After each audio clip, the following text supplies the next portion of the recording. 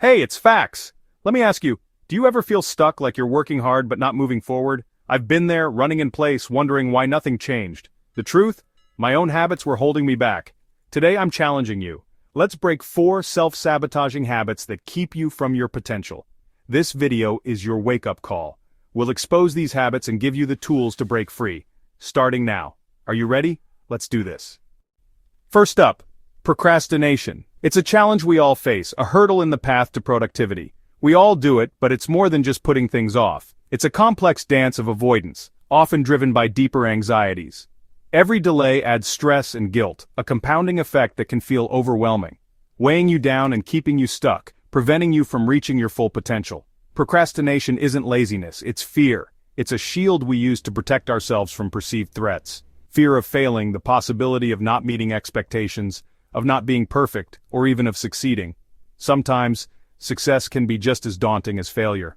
I once sat on a creative idea for a year, paralyzed by the fear of not executing it perfectly, waiting for the perfect time, a time that realistically never arrives. Someone else launched it first, and succeeded. They took the risk I was too afraid to take. That regret taught me a valuable lesson about the cost of inaction. Later is just an excuse, a comfortable lie we tell ourselves to avoid discomfort. The stress of not starting is always worse than the task itself. The anticipation is often more painful than the execution. Here's your move. A simple yet powerful strategy to break free. Pick one thing you've been avoiding, just one to start. Don't overwhelm yourself. Use the 5-second rule, a technique to bypass your brain's resistance. Count down from 5 to 1, building momentum, then act before your brain talks you out of it. Don't give it a chance to sabotage your progress. Don't let hesitation win. It's a fleeting feeling, not a permanent barrier. You're not a procrastinator, that's not your identity. You just have a habit you can break, a pattern you can rewrite with conscious effort. Take that first step, no matter how small. Every step forward counts. Action is the antidote, the cure for the paralysis of procrastination. Start now, not later. The present moment is all you have. Your future self will thank you. They'll appreciate the effort you made today. Let's move forward together towards a more productive and fulfilling life. Next, let's tackle negative self-talk, the voice in your head that says you're not good enough. Would you let a friend talk to you like that? No way. That inner critic is just your brain trying to protect you, but it's keeping you small. Notice those negative thoughts, don't judge, just observe. Then, challenge them. Is this really true? What evidence do I have? Replace every negative thought with a reminder of your strengths or past wins. You're not your thoughts, you're the one who chooses which thoughts to believe. Practice being your own biggest supporter. Confidence starts with how you talk to yourself. Habit 3, comparison. It's a tricky one because it's so deeply ingrained in our society. We're constantly bombarded with images and stories that tell us we should be doing more, having more, being more. Social media makes it easy, almost too easy, to feel like you're falling behind. It's a highlight reel of everyone else's best moments, carefully curated and often far from reality. But you're comparing your behind the scenes, the messy, imperfect reality of your everyday life, to someone else's highlight reel. It's an unfair comparison, and it's a surefire way to feel inadequate. Your journey is unique, it's unlike anyone else's. Your timeline, your strengths, your challenges. What works for someone else might not work for you, and that's perfectly okay. The only person you should compete with, the only benchmark that truly matters, is who you were yesterday. Are you a little bit kinder, a little bit wiser, a little bit stronger? That's progress.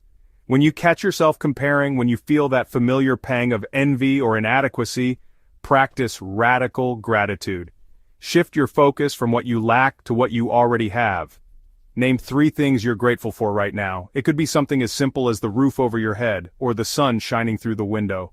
Focus on your own growth, nurture your own potential, not someone else's. Your energy is precious, don't waste it on comparing. Unfollow accounts that trigger envy, curate your online space to be a source of inspiration, not comparison, limit your scrolling, set boundaries for yourself, and be mindful of how much time you're spending online, and celebrate your own wins, acknowledge your progress, no matter how small it may seem. Remember, someone out there wishes they had what you have. You are enough, just as you are. Water your own grass. Tend to your own garden. Your progress is real, even if it's not always visible, no matter how slow. Every step forward counts. Stay in your lane, focus on your own path, and build your own life, brick by brick, with intention and purpose. Last, the fear of taking risks. It's a common hurdle, a mental block that can prevent us from reaching our full potential. This fear often manifests as hesitation, doubt, and a general reluctance to step outside what feels familiar and safe. It keeps you in your comfort zone, a place where everything feels predictable and manageable. But comfort is the enemy of growth.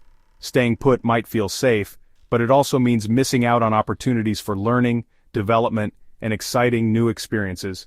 Every step forward requires facing uncertainty. There's no guaranteed path to success, and embracing that unknown is crucial for progress. Fear isn't a stop sign. It's a green light that you're about to grow. It's an indicator that you're pushing your boundaries and venturing into uncharted territory. I used to avoid public speaking out of fear. The thought of standing in front of an audience filled me with dread.